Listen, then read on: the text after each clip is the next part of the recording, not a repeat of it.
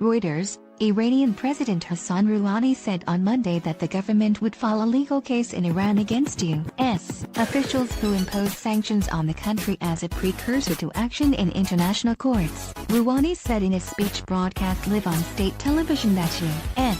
sanctions had created difficulties, including a weaker rial currency that has fed into higher inflation. The United States reimposed sanctions on Tehran after U.S. President Donald Trump chose last May to abandon Iran's 2015 nuclear accord, negotiated with 5 other world powers. Rouhani said he had ordered the Ministries of Foreign Affairs and Justice to file a legal case in Iranian courts against those in America who designed and imposed sanctions on Iran. These sanctions are crime against humanity, he added. If the Iranian court finds against the U.S. officials, Iran will pursue the case in international courts of justice, the president said. Iranian complaints about sanctions in the international courts have occasionally succeeded. In October, judges at the International Court of Justice, ICJ, ordered the United States to ensure sanctions do not affect humanitarian aid or civil aviation safety, a small victory for Tehran. The Americans have only one goal: they want to come back to Iran and rule the nation again,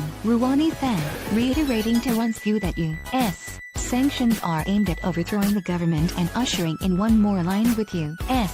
policies. Rouhani said the government had managed to put a brake on the fall of rial, but that balance has not yet returned to the foreign currency market. The rial was trading at 131,500 per U.S. dollar on Monday on the unofficial market, almost 3 times weaker than a year ago, but off record lows around 190,000 hit in late September.